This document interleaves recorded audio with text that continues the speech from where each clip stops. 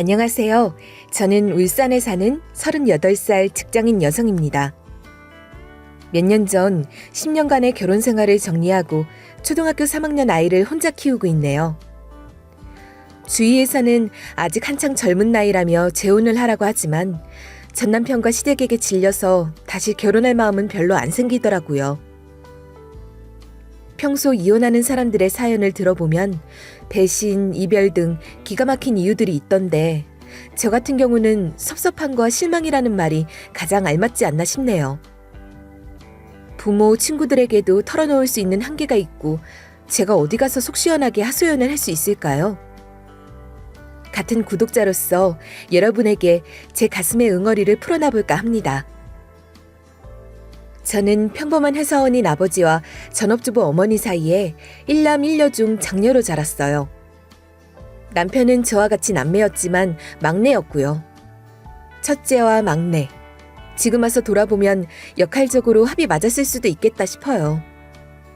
저는 장녀라서 누군가를 챙기는 버릇이 있었고 남편은 막내라서 챙김을 받는 게 당연한 사람이었으니까요. 남편을 처음 만나게 된 계기도 이런 부분이 아주 크게 작용했어요. 저는 건축학과를 졸업하고 중견기업인 건설회사에 입사하기 위해 피나는 노력 끝에 합격했어요. 물론 로망이었던 현장직이 아닌 인사과 쪽으로 지원해서 들어가긴 했지만요. 연수기간 첫날 모두들 정장을 입고 강당 같은 곳에 모였는데 제가 앉아있는 곳 멀지 않은 곳에 얼굴이 새하얗게 질린 남자분이 멍하니 서 있었어요. 입고 있는 정장도 주름져 보이고 넥타이도 매지 못한 모습이 딱 봐도 혼자 어쩔 줄 몰라 헤매는 것 같더라고요. 평상시라면 그런가 보다 했을 텐데 갑자기 제 남동생 생각이 불쑥 나면서 저 남자도 힘들게 준비해서 입사했을 텐데 하는 마음에 짠하더라고요. 오지랖일 수도 있었지만 마음이 쓰여 슬쩍 다가가서 옷매무새를 도와주고 왔어요. 그렇게 신입사원 연수기간에 인연인지 악연인지 모를 남자를 처음 만났네요. 저는 사무직이었고 남편은 현장직이라 부서 자체가 완전히 달라서 연수원에 들어가서도 마주칠 일은 적었습니다. 그런데 그분이 제 주변에서 티가 나도록 맴돌더라고요. 처음에는 신경을 안 썼는데 어느새 돌아보면 옆에 와서 인사를 한다든지 헛기침을 해서 자기 존재를 알리는 행동들을 하니 모를 수가 없었죠. 짧은 머리에 두꺼운 안경 쓰고 어수룩한 모습으로 말도 몇 마디 못하는 숫기 없는 모습에 간식 먹을 때 챙겨주고 연수 관련 이야기도 물어보고 했더니 자기 딴에는 저와 친해졌다고 그런가 보다 했어요. 하지만 그건 저 혼자만의 생각이었고 연수가 끝나고도 저를 따라다니더라고요. 회사 정문에서 기다리거나 편지까지 써서 보내면서 호감을 표시했고요. 사실 저는 이성으로서 느낀 적도 없었고 그저 호의였을 뿐인데 말이죠. 저는 이제 신입사원이고 앞날이 창창한데 괜히 직장생활 꼬일까 싶어 최대한 철벽을 치면서 밀어냈어요. 그런데도 남편은 포기도 안 하고 엄청 매달리더라고요. 끝끝내는 저보고 일주일만 데이트해보고 아니면 물러나겠다고 말하길래 몇 번 커피 마시고 밥 먹고 술도 먹었죠. 사람이라는 게 정이 들면 끝이라고 안 그래도 신입이라 일도 많고 힘든데 제 편을 들어주고 진심을 다하는 게 보이는 남자를 어떻게 더 밀어낼 수 있었을까요? 결국 저희 둘은 마음이 통하게 되었고 사귀게 되었습니다. 대신 사귀는 조건으로 비밀 연애를 제안했고 만약 둘의 연애가 걸리면 저랑 평생 안 보겠다는 생각을 하라고 단속까지 했더랬죠. 저와 헤어지는 걸 제일 무서워하던 남편은 철두철미하게 약속을 지켰고 그렇게 결혼까지 아무 소문 없이 지나갔네요. 남편은 사귀기 시작하면서부터 저와의 결혼을 강하게 원했고 저도 세뇌가 됐던 건지 저희는 결혼을 전제로 만나는 게 당연시 됐어요. 회사에서는 비록 비밀 연애였지만 양가 어른들은 교제 사실을 알고 계셨고 1년이 지났을 때는 양가 인사도 드리러 갔었죠. 그리고 처음으로 예비시댁에 찾아간 날 생각지도 못한 만남을 하게 되었고요.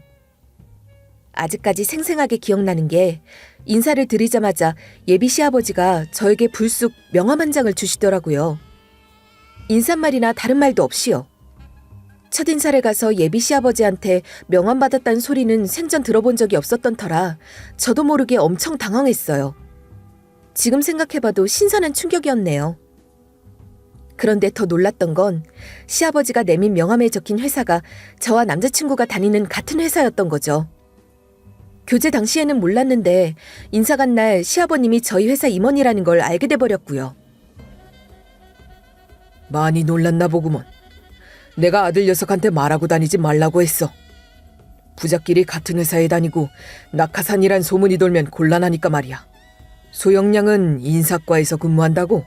네, 원래 현장직을 하고 싶었는데 제 스펙으로는 사무직이 더 유리해서 지원했습니다. 여자란 자고로 아이를 양육하고 집안에 힘을 쏟아야 한다네. 웬만한 장정들도 현장직은 힘들어. 결혼하면 사무직도 힘들 테고. 내가 차차 우리 집 사람이 되면 자세히 말하겠네. 그리고 소영양도 나와 아들 사이 비밀 지켜주게나. 네, 아버님. 저도 결혼 허락을 받으러 누군가의 집에 간 적은 처음이라 이게 맞는가 싶었던 게 시부모님들은 저희 집안 얘기나 가족 얘기는 일절 묻지 않으시고 자신의 집안 가풍, 지켜야 할 법도, 아버님 회사 다닐 때 이야기 등만 하시는 거예요. 물론 예비시댁에 갔으니 그 집안 얘기를 듣는 건 당연한 거였지만 저는 뭔가 일방통행 같은 소통이라는 생각에 꺼림칙하더라고요. 예비시댁에 있었던 그 몇 시간 동안 기가 엄청 빨린 기분만 들고요. 그렇게 몇 달 뒤 결혼식을 올리게 됐는데 초대된 회사 동료들 반응들이 제각각 난리도 아니었어요. 그도 그럴 것이 시아버님도 자기 아들이 같은 회사에 다닌다는 걸 숨겼고 저도 남자친구 존재를 극도로 숨겨왔으니 회사 사람들이 갑작스런 사실에 놀랄 수밖에요. 결혼식 내내 긴장으로 몸이 굳어서 정신이 없는 와중에도 회사 동료들이 남편 잘 꼬셨다, 현명하다, 부잣집 시집가서 좋겠다 이러면서 부럽다고 하는 소리는 잘 들리더라고요. 사람들은 제가 결혼 후 어떤 시집살이를 겪고 무시당했는지 알면 그런 소리 못했을 거예요.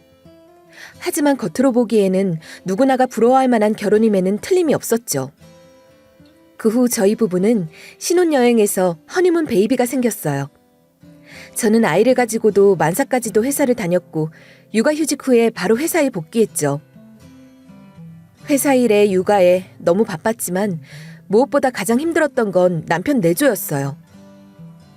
결혼을 하고 8년 차까지 남편 뒷바라지를 하다 보니 수험생 아들 하나 키우는 심정이 이렇겠구나 싶더라고요. 남편은 현장직 근무가 녹록치 않아서 퇴근 후에 집에 들어오면 쓰러지기 바빴고 집안일, 육아 한번 도와준 적이 없었지 뭐예요. 남편이 하는 일을 옆에서 지켜보면 힘들어 보여서 뭐라고 한 소리 할 수도 없었고요. 남편은 본사랑 현장이랑 자주 왔다 갔다 해야 했고 주말에도 출근하는 건 예산일이었어요. 특히 주말에는 지방 내려가는 일이 많아서 KTX 기차역까지 제가 자동차로 실어오고 데리러 가고 하면서 고3 수험생 엄마가 이렇게 살까 하고 생각했었다니까요. 그래서 가끔 순하디 순한 우리 아이가 자고 있는 걸 물끄러미 바라보고 있노라면 신혼여행 가서 아이가 생긴 게 신의 한 수가 아닐까 싶었답니다. 그리고 제 결혼 생활에 가장 큰 복병이 있었는데 바로 시아버지였어요. 시아버지가 저희 부부와 같은 회사에 다니고 임원이다 보니 혜택 받으며 남들보다 편하게 직장 생활한다고 생각들 했겠지만 사실은 정반대였어요. 시댁의 시아버지 호출로 불려가면 요즘 일은 힘들지 않냐 이런 격려나 다독이는 말들이 아니라 너희 힘든 건 힘든 것도 아니다. 나 때는 상상도 못했다면서 소위 말하는 라떼를 시전하게 일쑤셨죠.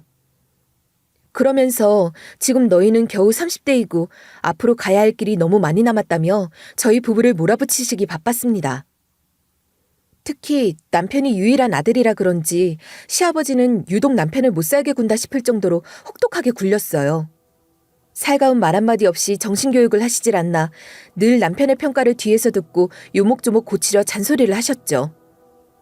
제가 옆에서 눈물이 찔끔 날 정도로 매서운 말들도 여러 번 하셨고요.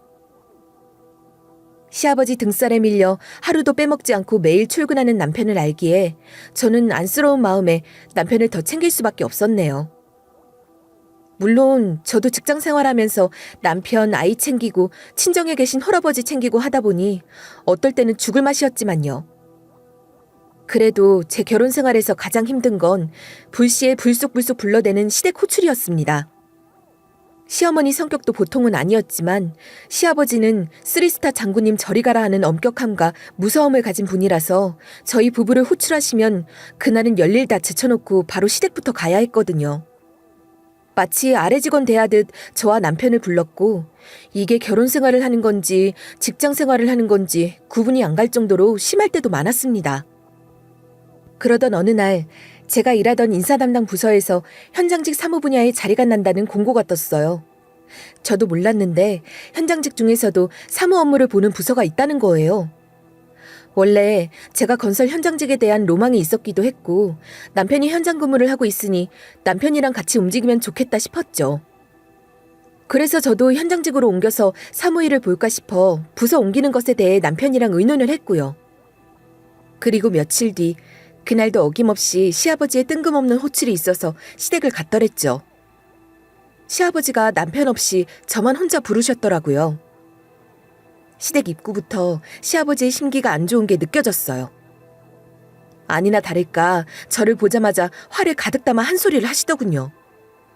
결혼 8년차가 다 되도록 저한테는 소리 한 번 안 지르시던 분이었는데 그날은 유난히 분노 조절이 안 되시더라고요. 내가 전해 들었는데 네가 현장 사무직 부서 이동 고려 중이라면서 맞냐? 네? 아버님이 그걸 어떻게 그이한테 들으셨어요? 누구한테 들었든 그게 중요한 게 아니지. 그 생각 누구 머릿속에서 나온 거냐? 현장직을 간다고? 네가? 저도 현장 사무직에 대해 몰랐다가 이번에 자리 난다는 얘기를 들어서 지원해볼까 했어요. 원래 하고 싶었던 일이기도 했고 그이가 현장에 있으니 저도 같이 일하면서 움직이는 게 좋지 않을까 해서요. 그래서 그이랑 상의만 우선 해본 거예요. 네가 아직 천지분간을 못하는구나. 네 남편 현장 10년 차가 다 되어가는데도 아직 저러고 뛰어다니는 거 보면 모르냐? 아이 있는 애미라는 게 너까지 현장에서 뛰어다니면 집안 꼴 잘 돌아가겠다. 남편처럼 완전 현장 근무는 아니고 사무직이잖아요. 제가 필드에서 직접 일 안 해서 모를 수 있지만 이렇게 화내실 일은 아니지 않나요? 그냥 말이 그렇다고요. 그이한테는 아버님이 현장직 꼭 해야 한다고 처음부터 거기로 보내셨으면서 저는 왜 반대하시는지 모르겠어요. 남자는 다르지. 그리고 우리 아들은 내 자리를 따라가야 할 입장이고 우리 회사 임원이 되려면 현장에서 잔뼈가 굵어야 된다 이 말이야. 애초에 너랑 처지가 다르지. 그런 말도 안 되는 생각으로 머리 굴릴 시간 있으면 아이나 하나 더 낳아서 가정에 충실해라. 딸만 낳아서 되겠냐? 우리 집은 아들이 귀한 집이라 손자는 꼭 낳아야 한다. 그게 며느리로서 네 역할이야. 애 하나 낳고 말 생각은 아니겠지. 내가 하나 더 낳으라고 한 게 5년도 더 됐어. 뭐하고 있는 게야? 저도 더 낳고 싶은데 그이가 너무 바쁘니까 엄두를 못 내겠어서요. 저도 일이랑 육아, 내조 같이 병행하니 힘들고요. 너희 둘 다 말도 안 되는 핑계라고 몇 번을 말하냐. 전쟁통에도 애가 얼마나 많이 태어났는데 무슨. 내가 이번에 딱 정리해주마. 너희 둘째 나오면 손주들한테 들어가는 양육비는 모조리 내가 책임질 테니 정 네가 바빠서 힘들다면 회사 관두고 집에서 아이 기르는 데만 집중해. 여자는 그게 할 일이고 보람이야. 일단 생각해 보겠습니다. 그이랑 상의도 해보고요. 시아버지가 양육비 책임지겠다면서 회사를 관두고 집에 있으라고 하시는데 흔들리지 않았다면 거짓말이겠죠. 저희 부부 버는 돈이 부족해서가 아니라 아이 욕심도 있었고 첫째 딸이 초등학교에 입학해서 제가 아이 교육에 더 신경 써주고 싶다고 생각하던 때였거든요. 하지만 시아버지 말대로 집에서 전업주부로 있을 생각을 하니 집에 한가하게 있으니 시부모님이 시댁에 자주 오라고 호출하거나 아예 시댁에 합가하라고 할 것 같은 무서운 미래가 그려지더라고요. 지금은 회사 일 핑계라도 있지 그것마저 없어지면 왠지 더 피곤해질 것 같은 불안한 생각이 들었고요. 남편에게 시아버지 말을 전했더니 자기가 결혼 일찍 해서 분가해서 사는 건 아버지 밑에서 숨도 못 쉬고 사는 걸 피하려고 그런 것도 크다고 하더군요. 그러면서 그냥 둘째 계획은 하겠다고 하고 저보고 회사는 계속 다니라고 하는 거예요. 저와 남편이 생각하는 최악의 상황이 같았기에 저희 부부는 더 열심히 직장을 다니기로 합의했습니다. 얼마 안가 저와 남편은 승진 대상에 이름을 올렸고 회사를 그만두면 안 되는 상황이 더 생겨버렸어요. 그래서 둘 다 끝까지 회사에서 버티자고 굳건히 약속을 했죠. 그런데 그런 모습이 시아버지에게는 자기 말을 무시하고 반항하는 것처럼 느껴지셨나 봐요. 저와 남편이 둘째는 노력하되 직장생활 유지하겠다고 말씀드린 이후로 어찌나 더 쌀쌀맞게 구시는지 시댁 일 때문에 마주칠 때마다 한겨울에 서리 못지않게 장난 아니더라고요. 제가 무슨 말을 하거나 일을 하면 모두 반대하시는 시아버지를 볼 수 있었고요.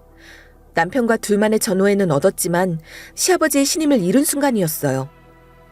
그러다가 친정아빠가 병원에 입원하시는 일이 생겼더랬죠. 건강검진하는 해가 돼서 병원에서 장검사를 했는데 다수의 용종이 발견되고 대장암으로 결과가 나온 거였어요. 처음에는 아빠도 제가 회사 일하고 육아하고 시댁에 매달려 산다는 걸 알고 계셔서 혼자 다 감내하시다가 대장암 결과가 나오고 수술 날짜를 받으니 혹시나 마지막일지 몰라서 제게 말씀하신 거였더라고요. 남동생은 미리 알고 아빠 병원 일을 혼자 봐주고 있었고요. 아빠 눈에는 제가 너무 힘들고 바빠 보여서 자신이 짐이 될까 걱정이 되셨던 모양이에요. 요식업을 하는 남동생은 저보다는 시간 쓰기가 쉬운 편이라 전담으로 아빠 병원 일을 봐주고 저는 주로 퇴근 시간이나 주말에 교대로 아빠에게 가 있었어요. 남편이나 시댁에게도 미리 언지를 해두고 딸아이는 시부모님이 맡아서 봐주시고 있었고요. 우리 손녀 한번 봐야 하는데 시간 맞추기가 어렵네. 사돈들이 애를 봐주신다니 다행이구나. 제가 이번 주말에 애 데리고 올게요. 안 그래도 할아버지 보고 싶다고 그러더라고요. 김서방은 잘 지내냐? 그럼요, 잘 지내요. 현장 근무에 출장이 워낙 많은 일이라 저도 얼굴 보기 힘들어요. 수술 전에 김서방도 보면 좋을 텐데 막상 수술 앞두니까 마지막에 될 수도 있다는 생각에 별 생각이 다 드는구나. 그런 생각하지 마세요. 아빠가 왜 마지막이에요? 요즘 의학기술 좋아져서 수술하면서 잘못되고 안 그래요. 그렇지만 만에 하나가 무서운 법이니까 수술하면서 열어봐야 안다지만 암이 꽤 진행됐다고 하니 더 그런 마음이 드네. 김서방, 지금 해외 출장이라 어떻게 될지 모르겠어요. 아빠가 보고 싶어 한다고 얘기는 꼭 전할게요. 친정 아빠가 수술날 받아놓고 입원 중인데도 남편은 가타부타 말도 없고 병문안도 안 오고 전화 한 번은 안 하더라고요. 제가 아빠를 보러 갈 때마다 김서방은 잘 지내냐고 물어보시는데 차마 지방으로 출장 가거나 회사 일이 바쁘다고는 말씀 못 드리고 그저 해외 출장으로 외국에 있다는 말로 핑계를 대고 있었어요. 그리고 수술날 병원에 도착해보니 안 그래도 마른 분이 뼈만 앙상하게 남아서 수술복 입고 모든 걸 내려놓은 얼굴로 침대에 누워 계시는데 마음이 너무 아파서 눈물이 나더라고요. 엄마가 10년 전에 돌아가시고 저와 남동생만을 위하고 사신 아빠라서 더 마음이 아팠습니다. 아빠는 수술 들어가기 전 여러 가지 당부 말씀을 하시고는 제 손을 꼭 잡아주셨어요. 김서방에게 일도 중요하지만 가족을 가장 소중하게 여기라고 전하라면서요. 아빠가 수술실에 들어가시고 보호자 대기실에서 기다리는데 남편에게 화와 울분이 터져서 도저히 못 참겠더라고요. 남동생에게 자리를 맡겨놓고 병원 복도로 나와 남편에게 전화를 했습니다. 그마저도 몇 번의 시도 끝에야 겨우 전화통화를 할 수 있었고요. 이 세상 일 당신 혼자서 하니? 점심시간인 거 뻔히 아는데 왜 전화도 안 받아? 이제 점심 먹어. 왜? 무슨 일이야? 왜 무슨 일?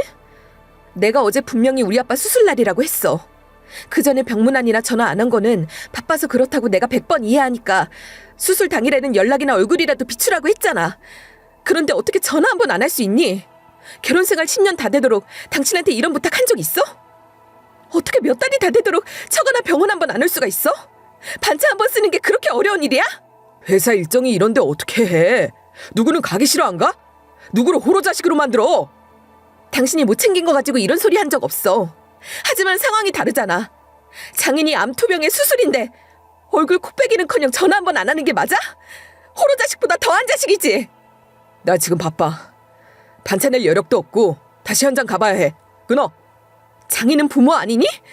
그 회사 당신이 몇 시간 없으면 망하기라도 한대? 내가 병원 간다고 있던 병이 사라져? 당신한테 그런 말 들을 이유 없고 이렇게 화낼 거면 전화하지 마. 남편은 도리어 귀찮은 전화를 받았다는 듯이 짜증을 내더니 일방적으로 전화를 끊더라고요. 남편이 바쁘게 다니는 그 망할 회사는 제가 다니는 회사이기도 했기에 반차 쓸 여력이 없다느니 하는 핑계는 말도 안 됐어요. 중견기업이기에 회사 복지가 아주 좋은 편이었거든요. 결국에는 남편의 핑계와 귀찮음이었죠. 결혼생활 어언 10년 동안 이런 놈인 걸 몰랐던 건 아니었어요. 친정아빠 생신날 남편과 같이 친정에 간 적이 딱 2번뿐이었고 명절에는 어김없이 시댁 위주로 갔었기에 남편이 친정일에 나몰라라 하는 것도 한두 번은 아니었으니까요. 다만 제가 그동안 남편에게 너무 너그럽게 넘어가졌던 바람에 남편 놈이 정신을 놓고 이렇게까지 본인 역할을 안 하는 건가 하는 생각이 들더라고요. 다행히 친정아빠 수술은 무사히 잘 끝났고 입원실로 돌아와서 회복도 잘하셨어요. 대장암 2기를 판정받았지만 수술도 잘 돼서 예후도 아주 좋았고요. 그런데 그 회복 기간에도 남편은 전화 한 번 없고 관심도 없더군요. 저는 너무 괘씸해서 아빠가 퇴원하고 집에 돌아가고 나서도 남편에게 말도 안 섞고 뭘 챙겨주지도 않았어요. 그랬더니 하루는 시어머님께 연락이 왔어요. 친정아빠 병문안 일로 싸웠던 이야기를 남편이 시댁에다 했는지 전화를 해서 제게 일장연설을 하시더라고요. 네가 아직 결혼 10년 차라서 뭘 잘 모르는 것 같아서 전화했다. 자고로 남자가 성공하려면 어쩔 수 없어. 네 시아버지 내조했을 때는 더 말도 못했어. 시아버지 일이 바빠서 우리 친정엄마 장례식 날에도 못 왔었다니까. 그런데 하물며 너희 아빠 병원 못 간 건 일도 아니지. 결국 수술 잘 되고 지금은 회복 잘하시고 계시다며? 뭐가 문제야? 좋은 게 좋은 거 아니겠니? 멀리 타지방에 있는 것도 아니고 30분 거리에 있는 병원인데 잠깐 들릴 수는 있는 거잖아요. 현장 근무 바쁘다는 건 알지만 제가 하는 본사 일도 장난 아니게 바빠요. 어머님 무릎 인공관절 수술 때 저는 연차 내고 병간호까지 했어요. 기억하시죠? 남자랑 여자랑 같니? 나 병간호한 거 생색내는 것도 아니고 그건 당연한 거지. 얘도 참. 그러면서 시어머니가 황당하다는 듯이 막 웃으시는데 저는 어떻게 저렇게 말씀하실 수 있는지 이해가 안 가더라고요. 우리 아들은 앞으로 큰일 할 사람이야. 네가 더 이해를 하고 참으렴. 나도 일만 미쳐 사는 너희 시아버지 쉽지 않았어. 하지만 참고 견디며 살다 보니 해뜰 날이 오더라. 임원 됐을 때 백화점 상품권 수백 장을 들고 오는데 얼마나 좋던지. 임원 되면 해외여행도 얼마나 많이 보내주는데. 다 네가 앞으로 누리고 살 일들이야. 그러니까 그러려니 하렴. 시어머니는 남편 덕 보면서 사는 자신을 보고 참고 버티라며 이런저런 이야기를 하셨어요. 그런데 저는 그런 덕을 보며 사는 것보다 그냥 평범하게 살더라도 각자 자기 집안 가족들 정 나누고 챙기면서 오순도순 살고 싶다는 생각이 들더군요. 그리고 꼭 계산을 하는 건 아니지만 제가 시댁과 남편에게 진심으로 잘하고 위하는 것만큼은 아니더라도 남편이 사위 노릇을 해줬으면 하는 서운한 마음이 컸고요. 그렇게 친정아빠 병문안 싸움을 기점으로 남편과의 사이가 점점 멀어졌고 저는 결혼 10년 만에 내가 이렇게 나를 갉아넣어 내조해봤자 의미가 있나 하는 생각을 가지게 되었습니다. 남편은 결혼 2, 3년 차까지는 회사 일이 바빠서 집안 육아일 못 도와준다며 미안하다고 말이라도 했지만 시간이 흘러 회사에서 승진하고 책임질 일들이 많아지고 일상이 반복되니까 친정, 시댁, 일, 육아는 오롯이 제가 맡아서 뛰어다니는 게 당연시된 것 같았어요. 사과하는 일도 아예 없어졌고요. 원래도 제 한계가 보였지만 남편이 제 친정에 하는 짓을 보고 이건 아닌 것 같다는 생각이 강하게 들게 된 거죠. 그걸 깨닫고 나니까 집에 들어가서 남편만 보면 숨이 막히는 것처럼 목이 턱턱 막히는 기분이 들었고요. 몸과 마음이 지친 저는 정신적으로 육체적으로 남편과 완전히 멀어졌고 남들이 흔히 말하는 아이만 보고 사는 상황까지 가게 됐네요. 그러다 어느 날 남편의 새롭고 충격적인 모습을 보게 되는 일이 있었더랬죠. 남편과 아침을 먹고 있는데 대뜸 시어머님이 아프다고 하더군요. 몸이 안 좋아서 자주 누워 계시다고 하길래 병원 모시고 가지 그랬냐고 별 대수롭지 않게 대꾸했고요. 결혼 10년 차가 돼서 중한 일이 아니면 시댁 일에 나서지 않는 것도 있었지만 남편이 친정에 대면대면하니 저도 예전처럼 시댁 호출에 부르면 달려가고 이러진 않았어요. 남편이 제 눈치를 보면서 시어머니가 제 안부 묻는다고 넌지시 얘기를 하길래 시댁에 찾아간 지가 조금 되어서 한번 들르라는 말씀을 저렇게 돌려 하셨나 보다 생각했죠. 며칠 뒤 회사에서 일을 하고 있는데 웬일로 남편에게 전화가 오더라고요. 남편은 바빠서 일하는 도중에 전화한 적이 아예 없었거든요. 남편은 방금 시어머니에게 연락이 왔었다며 어디 아프다고 하는데 저보고 가서 확인 좀 해달라고 했어요. 솔직히 그 전화를 받자마자 네 부모니까 네가 가서 확인하라는 말이 목끝까지 차올랐지만 다른 일도 아니고 아프다고 하시니 알았다고 하고 퇴근 후에 시댁으로 갔습니다. 오랜만에 손녀도 보고 시어머니는 기분이 좋으셨는지 콧노래까지 부르셨어요.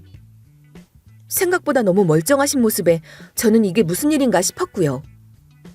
한창 좋아서 웃으시던 시어머니가 하시는 말이 며칠 전에 옷장 정리를 온종일 해서 몸살이 났다고 하시는 거예요. 남편은 마치 중병이라도 되는 듯이 심각하게 얘기했었는데 아무것도 아닌 일이었던 거고요. 허탈한 마음에 시어머니를 보고 있는데 벼랑간 저를 옷방에 데려가시더라고요. 옷 정리를 하다가 그만두셨는지 옷장은 다 열려있고 옷들이 나뒹굴고 있었고요. 그걸 보니 그제야 저한테 옷장 정리하는 거 도우라고 남편에게 애둘러 말하셨다는 걸 알게 되었죠. 새삼 시부모님 성정을 잠시 잊고 있었구나 싶었어요. 결국엔 일 시키려고 부르시는 분들인데 내가 무슨 걱정으로 여기를 찾아왔나 싶고요. 그래서 그날도 퇴근하고 시댁 옷장 정리까지 해주고 나서야 집에 돌아왔네요. 시댁에서 돌아오는 길이 엄청 씁쓸했던 건 말할 것도 없었고요. 그리고는 얼마 뒤 시어머니가 이제는 저한테 직접 전화해서 아프다고 하시는 거예요. 그래서 이번에는 어딜 청소하셨나 싶어 무슨 무리한 일 하셨냐고 여쭤봤는데 누워만 있어도 그냥 힘이 하나도 없다고 하시더라고요. 그러면서 계속 남편 안부 이야기를 물어보시는 거였어요. 밥은 잘 먹고 다니는지 잠은 충분히 자는지 물어보시며 자기 아들이 보고 싶다는 소리를 돌려 말하시더군요. 그날 밤 남편이 퇴근해서 왔길래 시어머니가 전화한 이야기를 했어요. 바쁘더라도 어머님이 당신 보고 싶어 하는 것 같은데 나중에 한번 시댁을 들르든지 하라고요. 남편은 저를 한번 쓱 쳐다보더니 회사 일이 바빠서 중간에 가긴 그렇고 주말 저녁에 한번 들르던가 해야겠다고 했어요. 그때는 그저 그렇게 하던지 하고 대수롭지 않게 넘어갔네요. 며칠 뒤 회사에서 일을 하고 있는데 처음 보는 어떤 직원이 저에게 무슨 쇼핑백 하나를 건네주는 거예요. 김 과장님 사모님 되시죠? 이거 과장님이 지난번에 지방 내려갔을 때 말씀하셨던 홍삼인데요. 좀 전해주세요. 네? 김철영 과장님 말씀하시는 거예요? 어느 부서 직원분이세요? 처음 뵙는데. 저는 과장님이랑 같이 현장 근무하는 부하 직원인데 지금 김 과장님 휴가 중이시라서 본사 올 일 있어서 물건 들고 왔어요. 과장님 잘 쉬고 계시죠? 저희 남편이 휴가 중이라고요? 그럴 일 없을 텐데. 오늘도 출장 간다고 나갔는데 잘못 알고 오신 거 아니에요? 그럴 리가요. 이번에 휴가 꽤 길게 내셨는데요. 제가 같은 팀인데 착각할 리가 없죠. 오늘도 자리 없으셨고 제가 일부러 사모님 사무실 알아보고 부탁하셨던 물건 직접 들고 왔는걸요? 남편과 같은 부서라는 직원의 말을 듣자마자 너무 황당해서 어이가 없었어요. 남편이 제게 휴가 소리를 한 적도 없거니와 결혼해서 지금까지 휴가라는 소리 자체를 처음 들어본 거라 남편이랑 같은 사무실에서 일하는 분 맞냐고 몇 번이나 확인했습니다. 그 직원도 제 반응에 황당했는지 맞다면서 자기 명함까지 보여줬고요. 그 길로 현장 사무실에 전화를 걸어 남편의 휴가 사실을 몇 번이나 확인을 하고 곧장 남편에게 전화를 걸었습니다. 남편은 전화를 퉁명스럽게 받으며 무슨 일인데 일 중에 전화하냐면서 회의 중이라 바쁘다며 대뜸 전화를 끊는 게 아니겠어요? 남편이 휴가 중이라는 사실을 확인했는데도 일 중이라고 하는 남편의 앞뒤가 안 맞는 알리바이에 뭔가를 숨기고 있다는 촉이 오더라고요. 결혼 10년 차, 저와 사이가 건조하다 못해 죽어버렸고 평소 입 밖으로 꺼낸 적이 없는 휴가까지 쓰고 어딘가 가버린 남편을 떠올리는데 혹시나 외도인가 하는 의심도 강하게 들더군요. 그래서 그날 곧바로 퇴근하자마자 남편 자동차에 가봤어요. 최근에 어딜 다녀왔는지 알 수 있으니 확인부터 해봤어요. 그랬더니 어이없게 회사도 아니고 지방 현장도 아니고 떡하니 시댁 주소가 적혀 있는 거예요. 최근 목적지 대부분이 전부 시댁이었어요. 저는 당연히 외도일 거라 생각했는데 시댁 주소가 나오니 황당하더라고요. 이게 무슨 일인가 싶어 생각만 복잡해지고요. 주차장에서 한참을 멍하니 있다가 집에 돌아오니 딸아이와 있는 남편이 보이더군요. 아무 일도 없다는 듯이 평상시처럼 퇴근한 척하고 와 있는 남편을 보니 더더욱 의문이 들었고요. 왜 휴가인 상태인데 집에서 출퇴근을 하면서 거짓말을 하고 있는지 대체 모르겠더라고요. 당장이라도 남편에게 왜 이러는 거냐고 묻고 싶었지만 뭔가 심상치 않은 게 있다는 촉이 있어서 꾹 참았어요. 좀 더 지켜보고 뒤를 밟아보자 하고요. 다음 날도 남편은 원래 하던 대로 출근 시간에 맞춰서 나가더라고요. 저도 아이를 등교시키면서 그런 남편을 따라 나갔습니다. 하지만 평소대로 회사로 가지 않고 시댁으로 갔죠. 회사에는 연차를 써놓고요. 시댁에 도착해보니 남편 자동차가 시댁 문 앞에 세워져 있더군요. 조용히 시댁 현관문을 열고 들어갔습니다. 참 신기한 게 외도 현장을 급습하는 것도 아닌데 심장이 두근거리더라고요. 거실에는 남편과 시부모님이 다 함께 거실에서 과일을 먹으며 TV를 보고 있었어요. 제가 현관에서 그 모습을 아무 말 없이 빤히 바라만 보고 있자 남편이 저를 발견하고 엄청 당황하는 게 보였습니다. 마치 예전 신입사원 연수 때 모습처럼 바보같이 넋을 놓고 저를 쳐다보면서요. 당신 회사 안 나가고 왜 여기 있어? 여기가 회사야? 제가 기가 차서 남편에게 묻는데 정작 당사자인 남편은 기계 오작동처럼 뚝딱이며 아무 말도 못하고 입만 뻐끔거리더라고요. 갑자기 아침에 무슨 일이야? 나야말로 회사 안 가고 여기 왜 왔어? 어머님, 이이가 휴가를 썼는데 회사 출근한다고 속이길래 따라와 봤어요. 그런데 여기네요? 아, 그래? 내가 몸이 아파서 불렀다. 몸살 감기가 와서 어찌나 온몸이 쑤시는지. 그래도 우리 아들밖에 없지. 엄마 감기라고 휴가까지 내고 와서 간호해주고 말이야. 어이구, 기특한 우리 아들. 당신이 휴가라니. 당신 사무실에 전화해보고 진짜 놀랐잖아. 어머니 몸살 감기 때문에 휴가까지 쓰고 말이야. 진심으로 많이 놀랐어. 휴가 쓴 게 뭐가 문제니? 부모가 아픈데 당연히 아들이 와봐야지. 일이 바쁘더라도 휴가를 써서라도 와야 하는 게 자식돌이 아니니? 너도 놀랄 게 어지간히도 없다. 시어머니는 내 아들이 내 집에 왔는데 그게 그렇게나 놀랄 일이냐고 하시는데 바빠서 반차 쓰는 것도 힘들다던 남편이기에 저에게는 충분히 놀라 자빠질 만한 일이었습니다. 당신 우리 아빠 암투병할 때 한 번은 보러 오라고 했을 때 뭐라고 했어? 바빠서 반차 쓸 여력도 없다고 했지? 당신도 똑똑히 기억할 거야. 그 말 여러 번 본인 입으로 했으니까. 그런데 겨우 감기 따위로 휴가를 써? 그러면서 우리 아빠 수술날에는 나타나지도 않아? 예. 왜 자꾸 너는 우리 아들한테 시비니? 우리 아들이 불어 장인 아픈데 안 갔겠니? 얘는 사람 이상하게 만들어. 남자가 밖에서 일하다 보면 바쁠 수도 있고 그러는 거지. 그리고 요즘 암이 예전암과 같니? 수술하면 그만인데 뭘 그렇게 유난을 떨어? 겨우 감기 따위라니. 내가 이번 독감 때문에 얼마나 고생한 줄 알아? 죽다 살아났구만. 우리 아들 휴가 쓴 거 가지고 뭐라고 하지 말아라. 시어머니는 말도 안 되는 논리를 갖다 대며 남편을 열심히 변호하더라고요. 하지만 저는 그 말에 꿈쩍도 않고 남편 얼굴만 보고 얘기했습니다. 당신이 말해봐. 꿀먹은 벙어리처럼 있지 말고 뭐라도 변명해보라고. 우리 친정이 그렇게 만만해? 내가 다 알아보고 왔어. 당신 여태 연차랑 반차 주기적으로 많이 썼더라. 그래놓고 나한테는 반차도 안 쓰고 목숨 바쳐 회사에 일하는 척하고, 나는 그동안 시댁에서 부르면 힘들어도 찾아뵙고 연차까지 쓰면서 시부모님 병간호도 했는데 최근엔 어머님 옷장정리까지 와서 해놓고 가고, 내가 무슨 종살이도 하는 것도 아니고 말이야. 지난 10년간 하라는 대로 다 해주고 당신 머리끝에서 발끝까지 다 케어해줬는데 어떻게 나한테 이럴 수가 있어? 당신 장인 죽을지도 모른다고 마지막으로 얼굴 한번 보겠다고 하는데 얼굴 한번 비추는 게 그렇게나 힘든 일이었어? 너무 열이 받고 서운해서 저도 모르게 눈물을 줄줄 흘리며 토로했습니다. 남편은 아무 소리도 못하고 가만히 있더라고요. 그러면서 자꾸 옆에서 어머님만 이야기하셨어요. 남자랑 여자가 같아? 여자는 결혼하면 출가 외인이야. 친정보다 시댁이 잘해야 되는 게 맞고 남자는 다르지. 우리 큰딸만 해도 그래. 시집 가고 나서 친정에 온 게 손에 꼽는다. 너랑 별반 차이가 없어. 딸들은 다들 그러고 살아. 다들 조용히 사는데 너만 유난이니? 신우는 미국에 시집을 갔고 한국에 자주 들어오기가 힘들죠. 저하고는 다른 입장이고요. 어머님도 같은 여자면서 어떻게 그렇게 말씀하세요? 지금이 조선시대도 아니고 여자 남자 다르다고 생각하고 그렇게 가정교육하니까 남편이 저 모양이죠. 당신 우리 엄마한테 무슨 소리 하는 거야? 이제는 아주 배는 게 없어?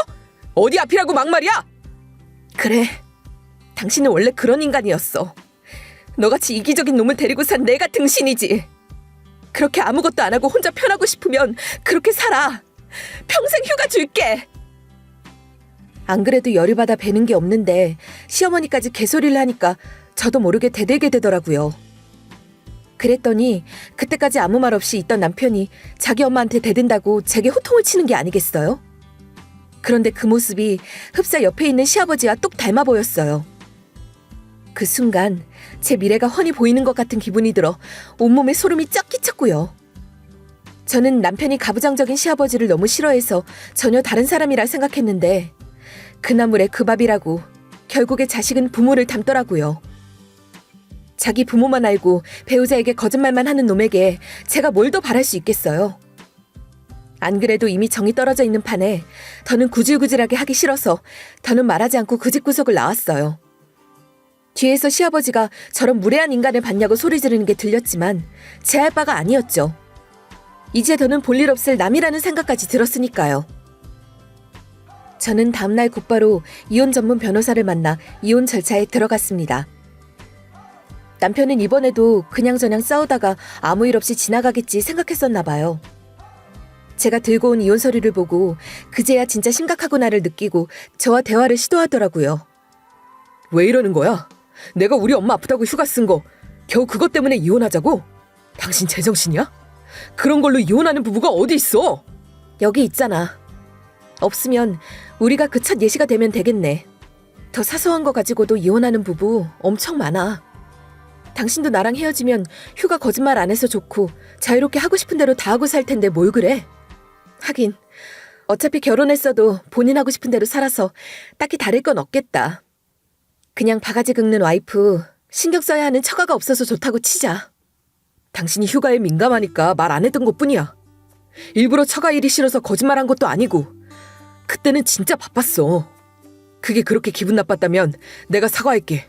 아니, 당신 사과로 끝날 시기는 이미 지나갔어. 본인 사과가 뭐 대단한 것처럼 구는데 착각하지 마. 당신 같은 인간은 안 변해. 내가 알면서도 속고 자식 때문에 참고 산 거지. 사람들이 독신으로 살 팔자가 있다더니 당신이 꼭 그런 사람인데 내가 뭣도 모르고 끌어안고 살았던 거지. 평생 휴가 쓰고 싶은 만큼 쓰고 편하게 살아. 나는 이제 당신이라는 사람한테서 벗어날 거야.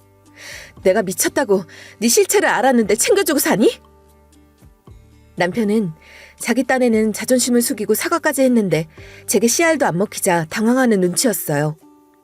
저는 남편에게 말한 그대로 이 관계를 끝내기로 했기에 이혼 서류를 주고 나서 바로 짐을 챙겨 일단 친정으로 갔습니다. 살던 집은 시댁에서 해준 집이라 더는 못 있겠더라고요. 친정 아빠는 짐을 싸서 온 저와 딸을 보고 처음에는 놀라시는 눈치였지만 제 얘기를 오랫동안 들으시더니 어떻게 여태까지 참고 살았냐고 본인이 더 속상해 하시더라고요. 저는 우선 회사 근처에 살만한 집을 알아보고 거기에 맞춰 딸아이 전학도 고려했습니다. 이렇게 혼란할 때일수록 더 차분하게 할 일 하면서 버텨야 한다는 걸 알았기에 정신을 똑바로 차려야 한다고 판단했어요. 혼자가 아니라 딸아이도 있었기에 더욱 그래야 한다고 생각이 들었고요. 반면 남편은 그렇지 않았나 보더라고요. 저와 딸이 말도 없이 친정으로 갔고 찾아와도 만나주지도 않자 멘탈이 약한 인간이라 금방 무너지더라고요. 그래서 매일 술을 퍼마시고 망가져가자 현장에는 물론 회사 본사에까지 저와의 이혼 소문이 싹 다 퍼졌어요. 하루는 시아버지가 제 사무실까지 저를 찾아왔고요. 그러면서 사람 하나 망가뜨리니까 속이 시원하냐며 사람들 앞에서 개쪽을 주시는데 예상을 벗어나는 상황은 아니라서 저는 더 당당하게 나갔어요. 그러게 본인 꼰대 같은 기질을 왜 자식한테까지 물려줘서 이혼당하게 하시냐고 맞받아쳤죠. 이미 시아버지가 꼰대 상사라는 건 회사 사람들이 모두 알고 있는 사실이었기에 사람들이 헉하고 숨을 들이마시는 게 느껴지더라고요. 분노해서 제게 삿대질하며 개거품을 무는 시아버지에게 사적인 얘기 낱낱이 까볼 거면 더 하시라고 했더니 그제야 주의를 의식하시더군요. 결혼 전부터 알아봤다면서 마지막까지 건방지기가 짝이 없다면서 아주 진절머리가 난다며 화를 내고 가셨고요. 임원이면 뭐해요. 제 직속 상사도 아니고 명예직일 뿐인데요. 제가 예전이라면 상상도 못할 말까지 하며 시아버지에게 행동한 결과 처음에는 제 이혼 사유에 대해서 뒤에서 수군거리던 동료들도 이제는 짐작을 했는지 오히려 제게 힘내라고 하는 사람들까지 있더라고요. 그리고 그 일로 시아버지는 제게 만정이 떨어졌는지 남편에게 당장 이혼하라고 강요 아닌 강요를 하셨나 봐요. 그 덕분에 깔끔하게 이혼 진행을 하게 됐고요. 남편은 이혼을 안 해주려고 했는데 시아버지가 저런 못돼 먹은 며느리 필요 없고 더 끌어봐야 자기네 집안이 불리하다면서 위자료 주면서 남편 멱살 잡고 이혼을 시키셨어요. 물론 아이 양육권은 제가 들고 왔고요. 그런데 참 웃긴 점은 남편이 이혼 후 단 3개월 만에 회사를 그만둬버린 거였죠. 건너 회사 동료에게 들었더니 저랑 함께 살았을 때는 남편이 힘들다고 하면 제가 옆에서 위로도 해주고 먹는 것부터 입는 것까지 다 신경 써줬는데 혼자 지내면서 누구 하나 그렇게 해주는 사람이 없으니 점점 불쌍한 호라비같이 지냈다는 거예요. 그래서 시댁에 들어가 살았는데 시아버지가 재혼하라는 둥, 이렇게 진급이 느리면 자기처럼 임원 못한다는 둥 난리를 쳐서 박 터지게 싸우고 나와서 혼자 다시 오피스텔에서 산다고 하네요. 그러면서 다니던 직장까지 관두고 지금은 실내 포장마차 운영할 계획이라며 어머님이랑 손잡고 상가 알아보러 다닌다는 소문이 들리더라고요. 아들도 자기처럼 임원 만들어야 한다며 시아버지가 그렇게 극성맞게 구셨는데 전 남편이 술집 차린다고 했을 상상을 하니 시아버지 표정이 어땠을지 안 봐도 눈에 선했습니다. 반면 저는 성과를 인정받아 승진을 해서 부장직을 맡고 누구보다 회사 잘 다니고 있습니다. 시아버지가 그렇게 아들에게 강요한 회사 임원 자리를 어쩌면 제가 할 가능성이 더 높아졌고요.